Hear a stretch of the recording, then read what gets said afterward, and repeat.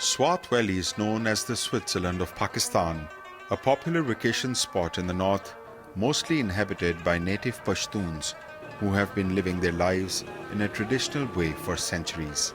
Nestled in the outskirts of the picturesque valley lies Islampur, a small town that has been in the limelight for its handcrafted shawls. Nearly every family here is involved in producing these shawls. Hamidullah has been running this factory for over 2 decades. At this factory, thread is produced from pure wool.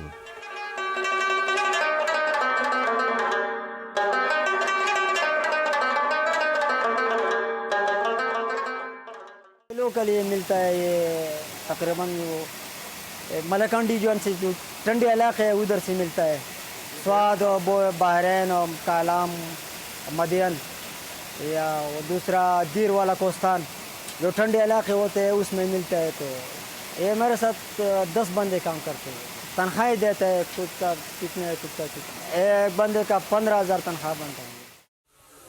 The wool goes through many stages of washing and cleaning before it can be spun into thread.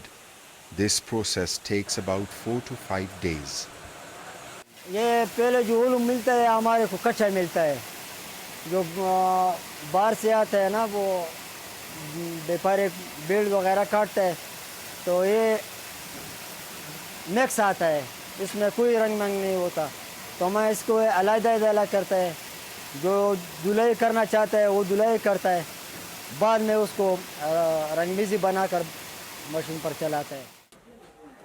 The staff work 16 hours a day on 2 shifts with an old Russian-made yarn producing machine. After the thread is ready, it is sold to handloom workshops. The 30,000 or so dwellers of Islampur are almost wholly dependent on this centuries-old craft. Around 5,000 weavers, including a significant number of women, work inside their homes and makeshift factories using wooden looms of a local design known as khadi in the local language. The unique sound of handloom echoes throughout the valley. According to a study by the Small Industries Corporation, Islampur boasts a 100% employment rate, uncommon in other parts of the country. And it's all thanks to this craft that has been handed down from generation to generation. 17-year-old Mehboob Rahman works at his uncle's workshop. मुझे बचपन से शौक था कि मैं ये काम सीख लूँ। मेरा चाचा इधर काम करता था, तो मैं जब स्कूल से छुट्टी होता था तो मैं इधर आता था और वो नहीं होता था तो मैं इसकी जो मशीन है ना वहाँ बैठकर काम करता था, कुछ ख़राब करता था कुछ ठीक करता था, तब वो आता था और जो ख़राब होता था वो ठीक करता था।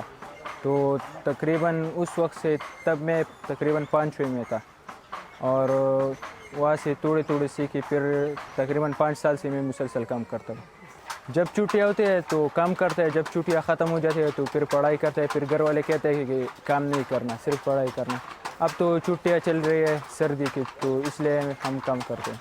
नए मसाइल तो कुछ है लेकिन काम हमारे बाप दादा का है, इसलिए हमें बहुत अच्छा लगता है। हमारा बाबा भी काम करता था, दादा भी, और हम ख़ानदानी ये हमारा ख़ानदानी पेशा है, तो इसलिए मुझे बहुत अच्छा लगता है। The craftsmen earn a fixed wage of $5 daily. On a good day, they can make 2 design shawls and 5 to 6 plain shawls. Swat Valley shawls are famous throughout the region and are even exported to international markets. But business has been declining, and that decline can be traced back to 2007. The Tehreek-e-Taliban Pakistan or Pakistani Taliban militants carried out terrorist attacks in Swat and killed local leaders and declared a jihad or holy war against the government. My own younger brother, unfortunately, died in a bomb explosion in 2007 while he was on an election campaign. So every family in Swat has been affected. Not only your income, not only your businesses, but people have lost their loved ones. You've lost your sons, you've lost your nephews, you've lost your uncles, you've lost your grandparents. So the economic loss can be made up, but the psychological loss, I think, is going to take a very, very long time to heal. Islampur too came under the shadow of terrorism. In the war of terrorism, it badly affected this business, because most of the people, they were too much afraid, and they were too much worried about their lives, so how they can do this business. And at that time people were in great need of money, so they were unable to buy some materials or to start their business. The small cottage industry was hit hard by insurgency and flooding in the past, and production had all but ended. But after a successful military operation in Swat, locals who had migrated to other parts of the country returned to their hometowns, but faced problems in restarting their businesses due to a shortage of available funding. And now they look towards the government for help and support. In 2009, after successful military operations, the government regained control of the valley. Law and order was restored. Gradually, tourists returned, and so did the shawl business. But shawl making never got a chance to fully recover, as they were hit by one issue after another. The following years brought the most devastating floods in the northern region of Pakistan. Swat was badly hit. More than 2,000 people died and properties worth billions were ruined. Then came earthquakes, and most recently, the pandemic. Swat has been hit by 2-3 things, by the wave of terrorism here, then the floods here, then the earthquakes over here, then it was followed by corona. The pandemic hit business the hardest. In 2020, due to various lockdowns around the world, imports dwindled and prices of raw materials skyrocketed. The cost of living went up, but wages did not. Shawl makers who want to earn more by selling directly to shops have been blocked by middlemen.